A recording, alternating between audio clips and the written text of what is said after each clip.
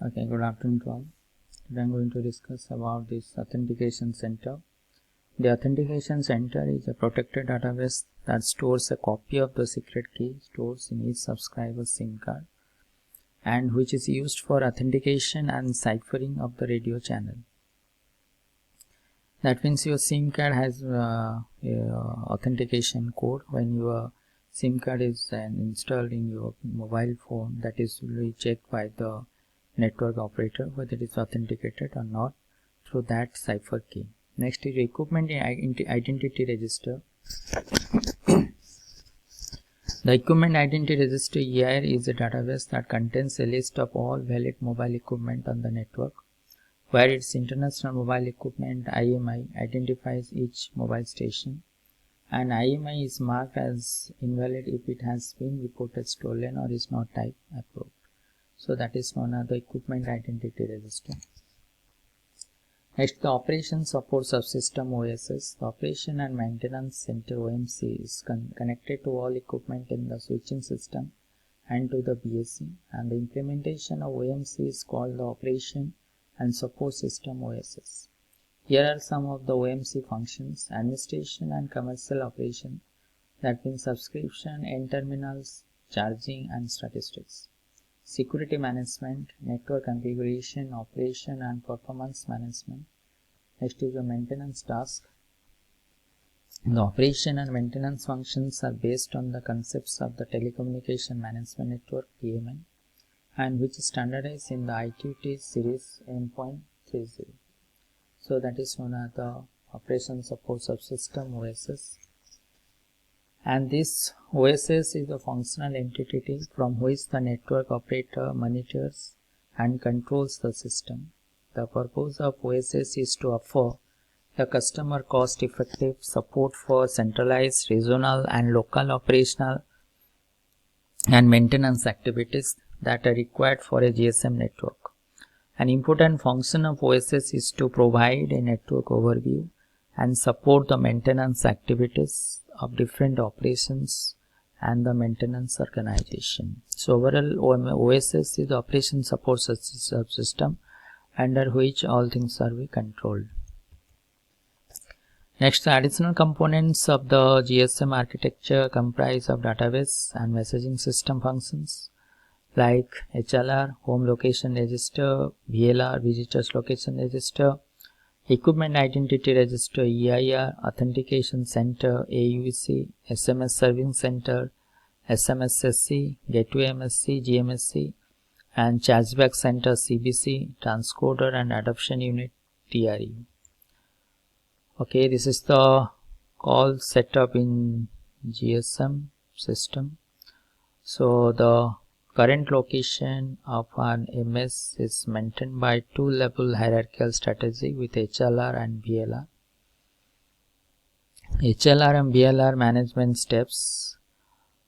Step 1. The MS periodically listens to the broadcast from BSS, and if the MS detects, that means step 1, the MS periodically listens to the broadcast from BSS.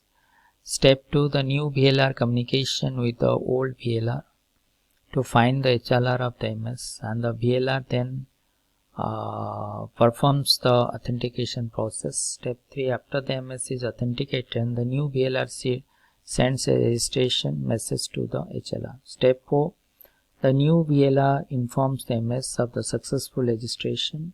And step 5, after step 3, the HLR sends a deregistration message to the old VLR. Okay, so just a minute, that is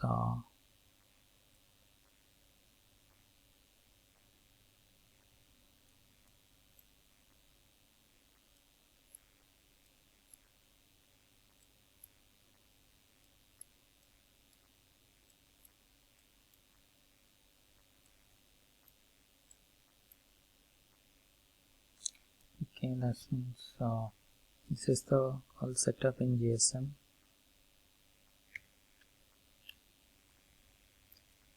And this is one thing is OMC and the GSM. Next is a mobile call delivery procedure.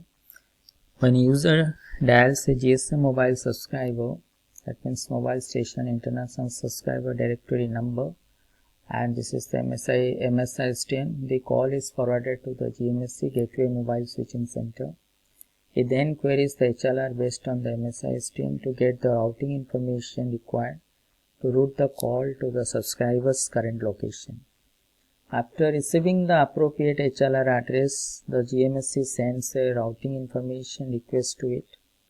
And when the HLR receives the routing information request, it maps the MSI stream to the IMSI, that means International Mobile Subscriber Identity. It finds the subscriber's profile including the current VLR at which the subscriber is registered. And the HLR then queries the VLR for MSRN, mobile station roaming number. The MSRN is a temporary number that is valid only for the duration of a single call, and the HLR generates a response to the MSC. And finally, the GMS uses the MSRN to route the call to the MS through the visited MSC. So that is known as the mobile call delivery procedures. And this is next is your GSM security. GSM has its security methods standardized. GSM maintains end-to-end security by retaining the confidentiality of calls and anonymity of the GSM subscriber. Temporary identification numbers are assigned to the subscriber number to maintain the privacy of the user, and the privacy of the communication is maintained by applying encryption algorithm and frequency hopping that can be enabled using digital system and signaling. Next is your mobile station authentication. The GSM network authenticates the identity of the subscriber through the use of challenge response mechanism. A 128-bit random number is sent to the mobile station, and the mobile station computes the 32-bit signed response based on the encryption of the RAN with the authentication algorithm A3 and using the individual subscriber authentication key. Next is another authentication process is the individual subscriber authentication key is never transmitted over the radio channel, and it is present in the subscriber's SIM, as well as the AUC HLR VLR database. If the received SRS agrees with the calculated value, the mobile station has been successfully authenticated. Next is your signaling and data confidentiality, that is another is your subscriber identity confidentiality, and next is your GPRS system, General Packet Radio System, GPRS.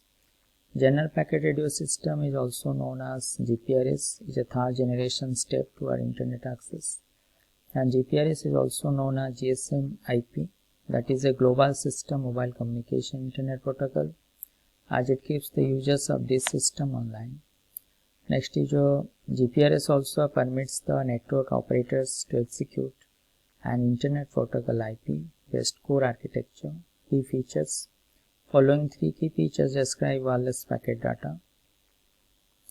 The always online features removes the dial-up process, making applications only one click away and operate to existing system.